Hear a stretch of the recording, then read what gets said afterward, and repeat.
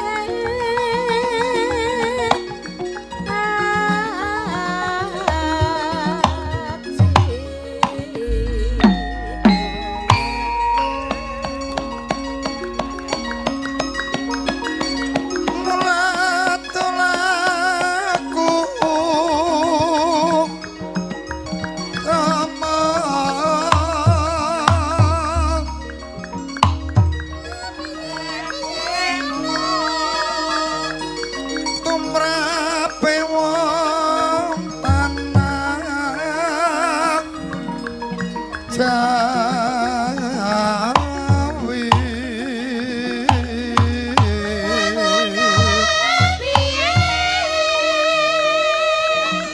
wong agung ing eksi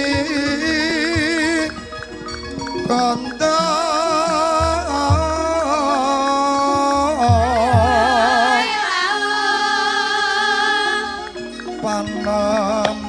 panambahan seno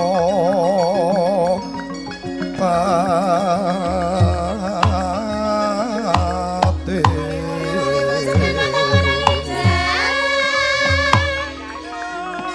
kapati amar sudi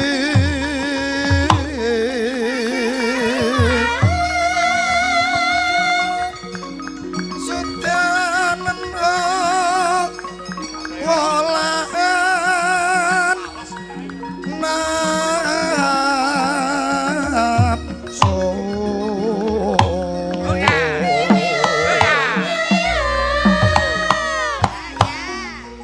penasu apa brata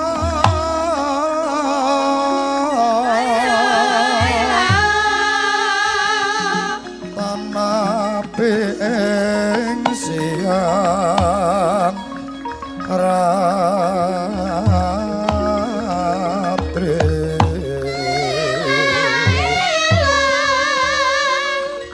amang mangun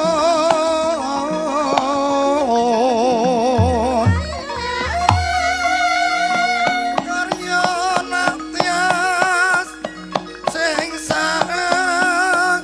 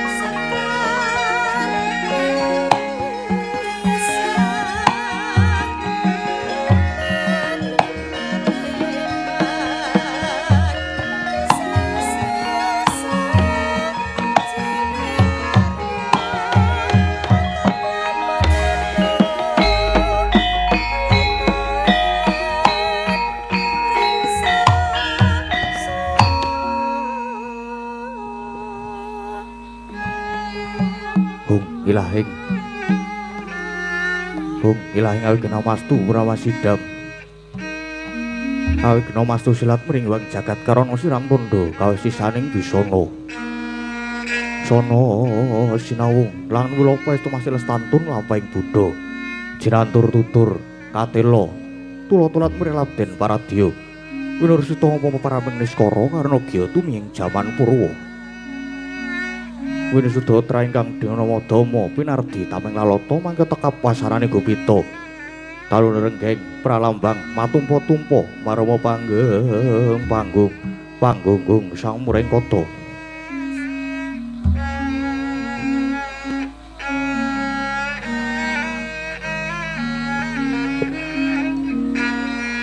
Purwakaning carita linarik tuntuting basa dongeng kunung ing Suraseleni laras saya karaos mulat sarira ngrasa wani ruing diri rasa rumangsa ngrumangsani lir jalma ngilu kaca jarwe wis tinakup cak ing carita becik us gumelar jroning pakliran yaiku kang sejati amirsani pagelaran Ringgit Purwa Surya Candra Darumyang Kartika kinurba kudrate kang kawasa sari ratri hangitri pawana para ing dosina gilir gumanti tanpa kemba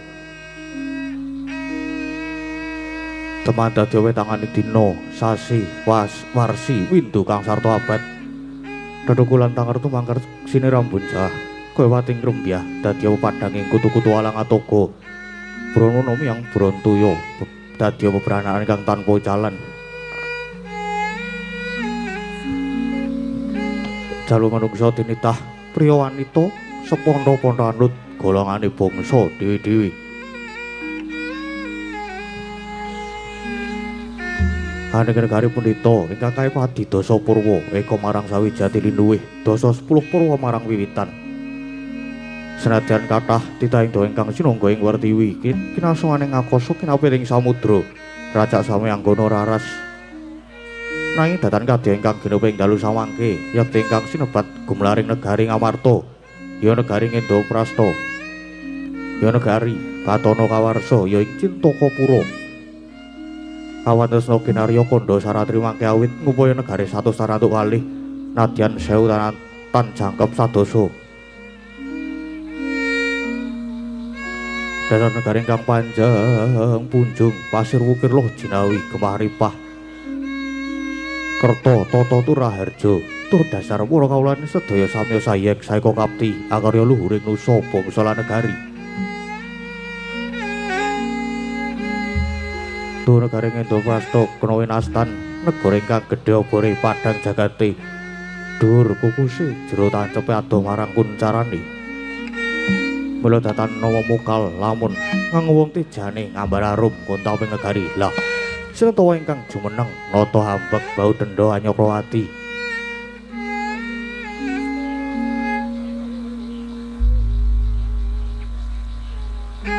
yakti ajejuluk Maha Prabu Puntadewa ya Prabu Yudhistira ya Prabu Darmakusuma Darmawangsa ya Sang Dwija Kangka ya Sang Ajatasatru nalendra ingkang berbudi palaksana tur hamba kayangomi dharma angayomi agami suci angayomi para kawula kang sami ngreksa raharjaning negari duwen angayomi dhateng hak ing padha-padha hanggung hangosi dhateng asanes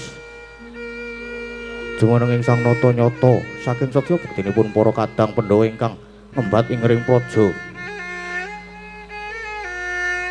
sapunggal semanten kawibawaning praja awit lamuntuk ginunggungon nadyan saratri tanpa pedhote nujuri sajuga sang nata kepareng miyos tinangkil mungguing setinggil binaturata kadhep dening para kadang ngaglah yayah prayit ning kewuh tuhu menika pisanipun satria ing Jodipati kekasih Raden Werkudara ya Raden Bratasena dene kang lenggah mabuka margalu muka lir konjem Bantala tuhu menika pisanipun sang pamadya satya ing Madukara kekasih Raden Harjuna ya Raden Janaka ya Raden Permadi datan kantun wiswane satriya kembar kemanikan nenggena kula saha Raden Sedewa Dene ingkang pinangka tetingging para wadya warangka dalem Patehan Tokowono. Kesambet pisanipun para mantri, bupati nayakaning praja ambe blabar panyayah samudra tanpa tepi. Mareka busananing para wadya tinon kadi panjraing puspita. Nalika semanten kagiat kadoro wekasan nampi rawuhnya ingkang Rakanata Dwara wekdaring kawadaring lisan.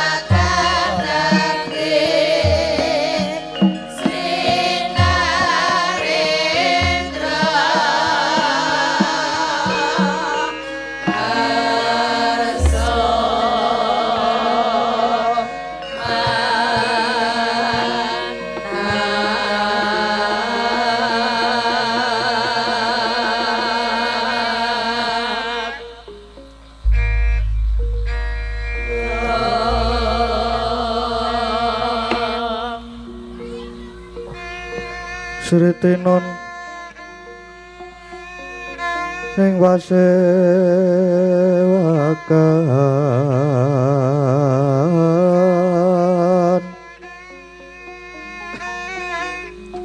busana maneka arna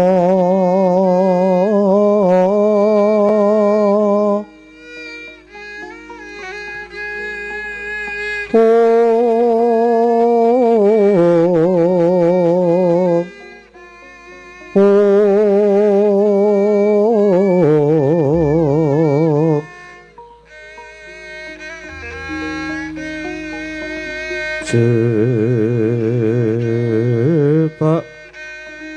puspiteng Udyono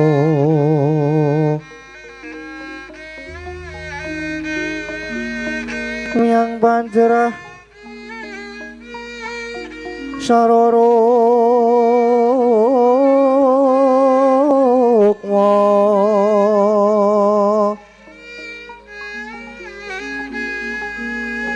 renggeng manik narata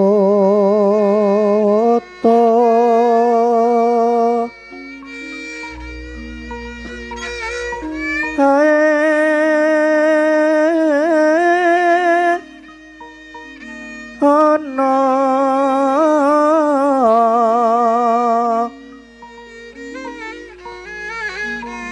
opro prabanyo sumirat ora prabanyo kang sumirat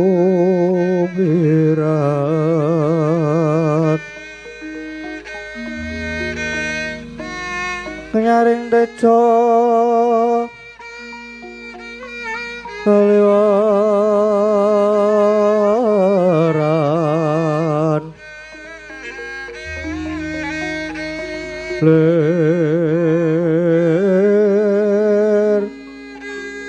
ki lati sireng dadet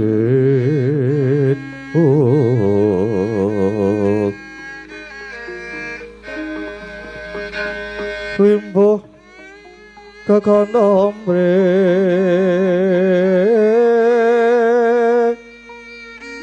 winggit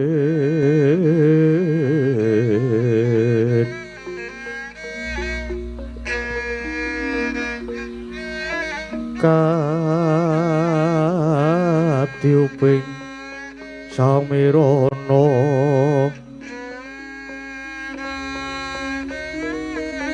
mandra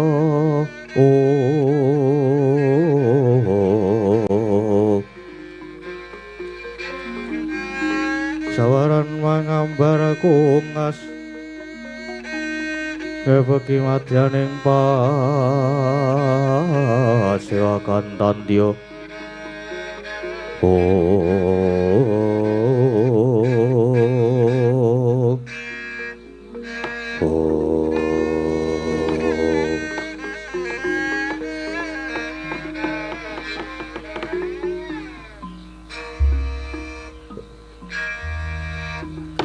Duh iwang murbengrat mugi ambabarna pepajar duh jimat pepundhen kula ing Madyapada prapting dalahan Koko Prabu Indrawati dereng dangu rawuh paduka sasampunipun lenggah kanthi prayogi kepareng ori paduka ngaturaken pambagya pana krami tuwin sumeng-kempeng pabekti kula mugi kunjuk wonten sandhap pepadanipun jeng Koko Prabu Indrawati Iwang Sukumadya linuwih inggih Yai inggih sakalangkung cadung kanthi asta kekalih kawetelaken wonten ing Pratnaja kacacaing pucaking weni paring pambeganipun Nyai Prabu ingkang rumentah dhateng Rakanta Ndrawati tan inggih pamujinipun Nyai Punta kasembuh pangawaning Hyang Agung lulus raharja praptanipun ingkang raka boten manggih alangan setunggal punapa kejawi saking menika astunipun ingkang raka sayogi katuron ngarsanipun Yai Samyaji Gurawalaning penampi kula Paring pangestunipun Koko Prabu sanget kula pundi saengga jimat paripih samangke mugi kaskecakno anggenipun pinarak lenggah Koko Prabu ing Ndorowati. Nggih, Yai. Sampun boten kirang prayogi. Wah. Criteng Kresna kakangku. Sarawamu aku ngaturake basa kulan bektiku katur ngersani Kresna kakangku. Kadangipun Kakang Yayi Werkudara ngaturake pangabekti banget dak tampa akarya bombong penggalihipun Kakang. Pangestunipun Kakang Wait tumrap marang Si Adi. Yo. Tak pundi dadi jimat nadyan kula semanten ugi Prabu. Rawuh paduka keparengipun Arjuna ngaturaken sumengkeming pangabekti. Kadangipun Kakang Dimas Janaka banget tak tampa. Andayana teguh kayuwananing pun Kakang, astunipun Kakang wae gage tampanana Yayi. Kapundi wonten ing mestaka mugi dadosna jimat paripih. Nadyan ingkang kembar ugi ngaturaken pangabekti Koko Prabu, ingkang kembar ugi ngaturaken pangabekti Koko Prabu. Yayi kembar wis dak tampa ndadekke gembiraning manah. Duh Koko Prabu, jimat pepunden kula persasat negari Ngamarta kadidine kajugrukan Wirsari kaleban samudra madu inggih awit rawuhipun njeng Koko Prabu ingkang makaten sanget-sanget ngaturaken gunging panuwun ingkang tanpa upami krana anggen kula ngrantu rawuhipun Koko Prabu pindha angentosi kumambanging Sila Kresna siluming baita gabus. Awit nalika Koko Prabu dereng rawuh sing manah kula peteng dedet leliwengan pindha bangun kasaputing lebu. Nanging sasampunipun Koko Prabu rawuh minangkani menapa ingkang dados panyuwun kula biar padang trawangan raos sing manah kula pindhanipun kadidine lumampah wanci panglong kepapak obor sewu Koko Prabu. Krana saking pandugi kula inggih namung Koko Prabu ingkang saged pinangka dados pepajar pepetenging manah kula ingkang mekaten Koko Prabu. Saestu diagung pangaksaminipun bilih rawuhipun Koko Prabu sangat kula pondhong mimangarsa. Jagat maestu ngraweh Bathara Jagat Yayi. Yayi. Nadyan ingkang raka ing Ndorowati diagung pangaksaminipun Yayi Prabu. Dene semurandat anggen kula minangkani menapa ingkang dados pamundhutipun Yayi Prabu. Lajeng sumadong dawuh Yayi, wonten wigatos sing karsa ingkang kados pundi? Lan menapa to ingkang dados kedhokita ninggalih? Yayi, mbok bilih saged kawet daring kathah suawi lajeng kula aturi ambabaraken. Ingkang raka sampun sumedya nilingaken karna manglungaken jangga murih terwaca anggen kula nampi sabdane Yayi Prabu. Nanging mbok bilih menika kaanggep wadi, monggo to kula dherekaken manjing wonten ing Datulaya rembakan catur netra kaliyan Kang Raka Yayi. Yayi sami aji Koko Prabu ingkang dadosaken pepetenging manah kula persasat suduk gunting tatu kalih sepisan sampun sawetawis trimadya candra tanggal enggan menika negari Ngamarta kados dene nampi wala ing Jawata awit kawontenan negari Ngamarta kalenggan menika persasat remeng-remu saratipun kados layu Koko Prabu. Negari Ngamarta ingkang sampun kaloka bumi ingkang subur, bumi ingkang loh jinawi, siti ingkang subur menika temah dayanipun kawula sami manggih mulya sak tebih saking kasangsayan. Nanging Koko Prabu ing rikalenggan menika pinanggihipun malah dawah kosok wangsulipun. Ngamarta ingkang rumiyin tentrem samenika malah dados tintrim. Ngamarta ingkang kundang nanging samenika malah kebak ing reh prihatinan penandang. Monggo saperangan ageng para kawula Ngamarta menika gesangipun kanthi srana olah tetanen garap bumi lak garuluku nandur pari Palawijaya lan sak panunggalanipun ingkang dayanipun saged murakapi tumrap bebrayan gung. Nanging Koko Prabu kalenggan menika para among tani samenika sami jerit reriyungan inggih labet samenika buminipun dados cengkar sitinipun dados grasak para among tani nadyan sami nandur Nanging sauger wancinipun sami panen temtu gagar wigar urung kababar Kowo Prabu.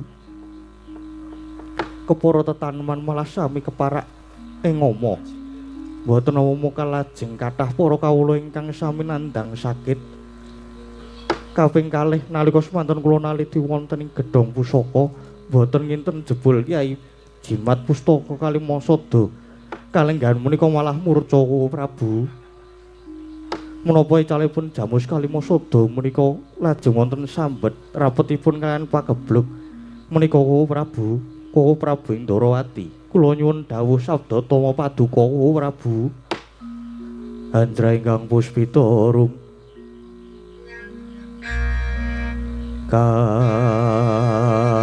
kasiliring samirana mrih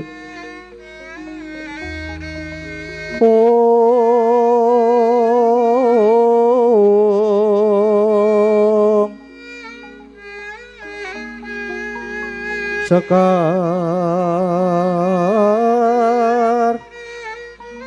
gadung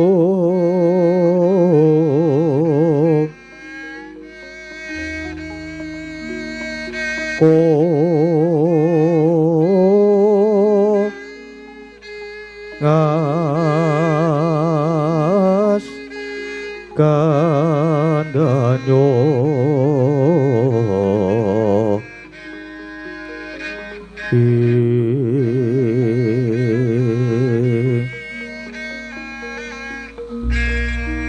maweh raras retaning griya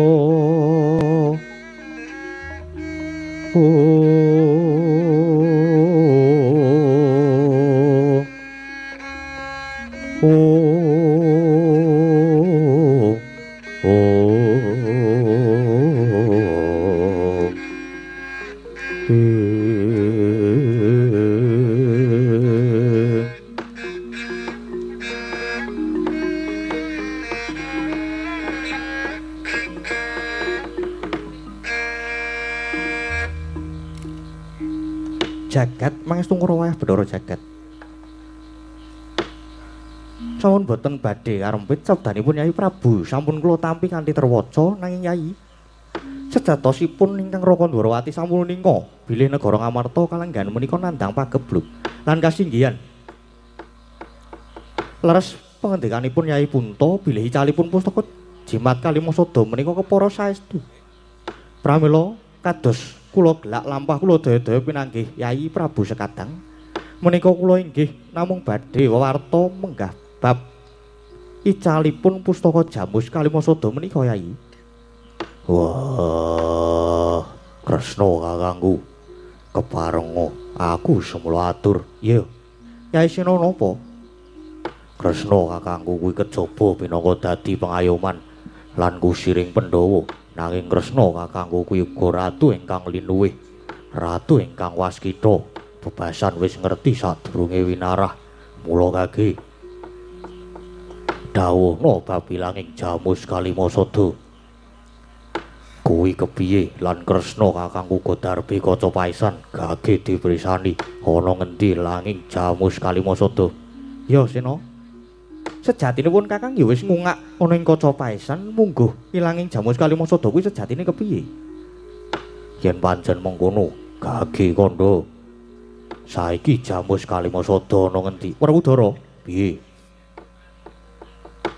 Bareng pun Kakang ngungak ana kaca paesan, Jamus Kalimasada kuwi sejatine ora murca, nanging ilang merga didusta dicolong dening Duratmaka Yai. Sigra-sigra yen permana kanca Sigra ngraketa nawang sesangka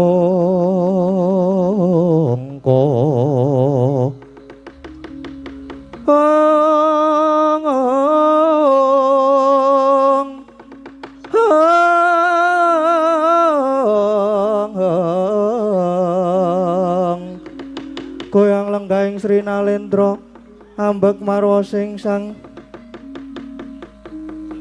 Katri gumulung angrempak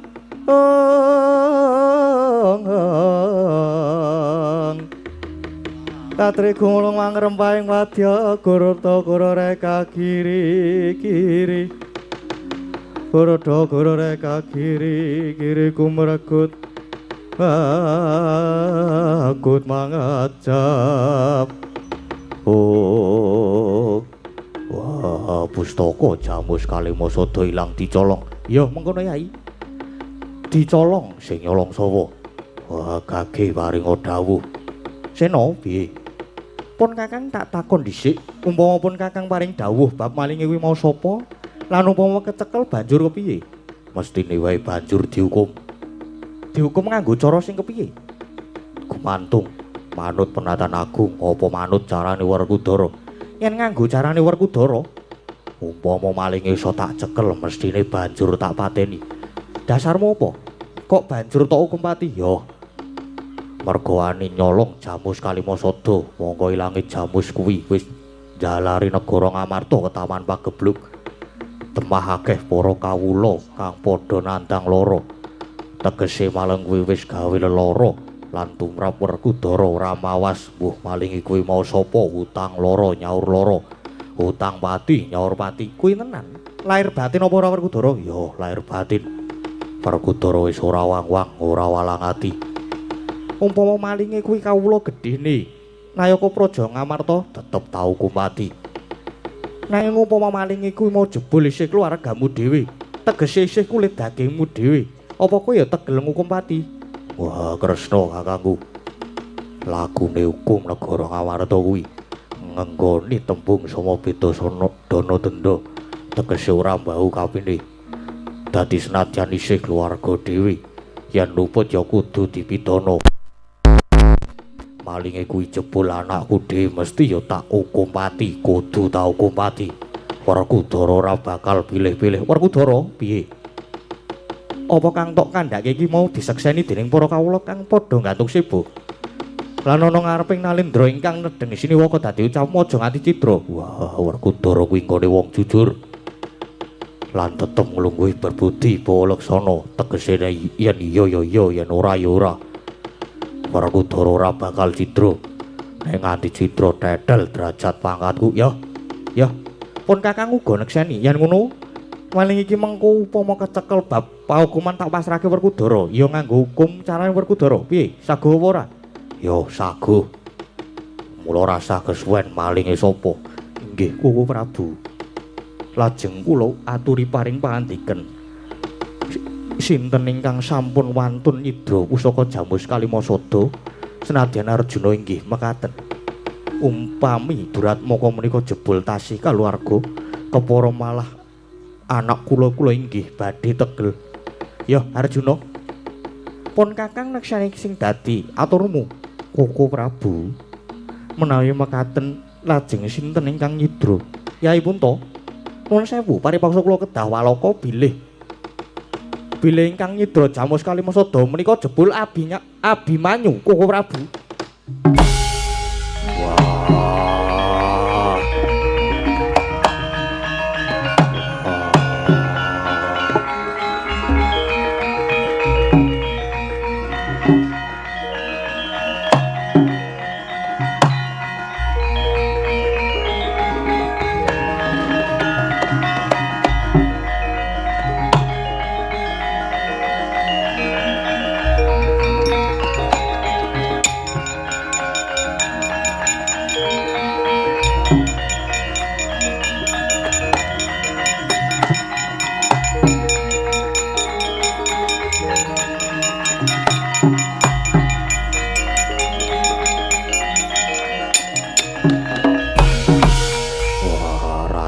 Kaya sinamber gelap bareng Kresna kakangku paring dawuh sing nyolong Jamus Kalimasada anakku Abimanyu. Wah, Kresna kakangku, apa ora kleru nggonmu dawuh kuwi? Mengko gek-gek lehmu nyawang ning kaca paisan kleru. Wah, ditileki meneh. Sena piye? Kaca paisan kuwi pusaka paringane dewa. Kejaba saka kuwi pun Kakang iki ya waskita dadi ora bakal kleru penyawangku. Nanging kok kaya ora tinemu nalar. Abimanyu, anakku kuwi bocah utama bebudene, ora nate tumindak ala, tansah njunjung derajate wong tulan gedhe lelabane tumrap negara. Wah, kok iso dadi maling ngono kuwi kepiye? Sena, piye? Nadyan mengkono, Abimanyu kuwi ya isih kesandangan badan wadak. Lan kulit daging tegese ora bisa wal saka ina lali salah lan apes. Kala mangsane ya kadunungan murka elinga Yai, sak beci-becike wong ki mesti ana alane, sak ala-alane wong kuwi ya mesti ana becike. Dadi lumrah yen Abimanyu banjur gelem tumindak kang kaya mangkono mau. Gelem tolong jupuk Werkudara. Wah, jlamrong. Lemu mulang anakmu kepiye kok iso dadi maling? Wah, Abimanyu saiki dadi maling lemu mulang anakmu ki kepiye? Wah, Koko Prabu. Kula kapejahono nggih mawon. Ingkang rayipun Arjuna kula sampun boten pantes gesang wonten Madyapada. Sampun sisip anggen kula nggulawentah dhateng anak kula piyambak. Monggo Koko Prabu. Kula aturi ngunus patrem mejahipun Arjuna. Werkudara, kok kowe isih nang kono iki kepiye? Wah, bingung aku. Aku isih durung percaya nek maling iki Abimanyu. Aku kudu kepiye? Aku arep tok dawuh apa? Lho, aku ora dawuh. Nanging Kresna ki ngugemi ucapmu. Lan aku mau pasrah karo Yai Sena umpama malinge kecekel bapak hukuman nganggo carane hukum Werkudara. Ya ora? Ya. Kowe ya wis saguh. Ya apa ora? Ya. Mongko saiki ya wis genah malinge Abimanyu. Mangkat ora? Wah, ora wae. Nek saguh ya saguh nyekel Abimanyu. Nganggo hukume Werkudara, Abimanyu kudu dihukum pati. Nek kowe nyelaki tegese bakal tetel jiwa kasatriyane Werkudara. Malah ora mung Yai Sena, Arjuna ya ngono. Anakmu wis keluputan gedhe. Anake dadi maling kok wong tuane malah mung meneng wae ora gelem ngajar. Wah, jlamprong mangkat.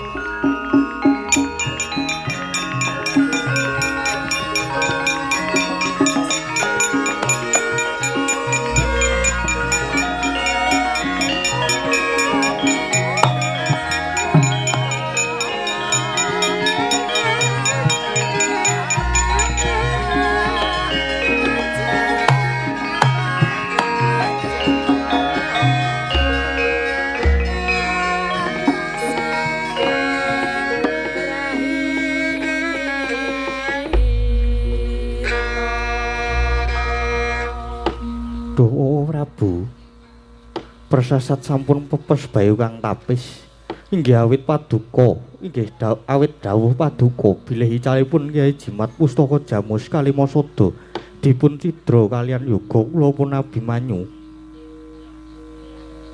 Nggih Yai nggih kula boten maiben dhateng ing paduka raosaken nanging kados pundi malih kasunyatanipun pancen kados mekaten sampun kula aturi pasrah dhateng ingkang Raka kemawon. Malah semangke Kang Raka Ndwarawati pun pamit Yai badhe ngawat-awati lan budidaya mrih pajaring lelampahan menika. Inggih kasinggihan kula pasrah dhateng Koko Prabu. Inggih Yai. Nuwun pamit medal pasilan inggih sembah kula miring jengkar paduka Koko Prabu ing Ndwarawati. Nggih Yai sami aji.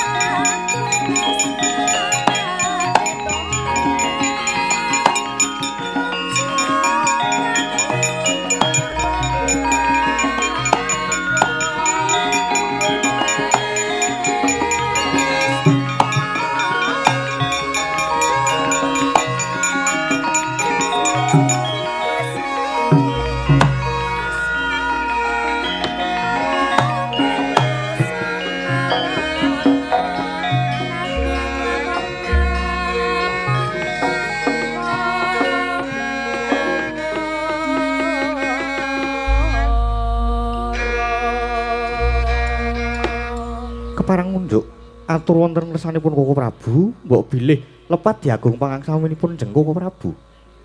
Yai kembar kepiye? Kula nyuwun kanthi saestu Koko Prabu sampun ngantos kelajeng anggenipun nandhang Sungkawa.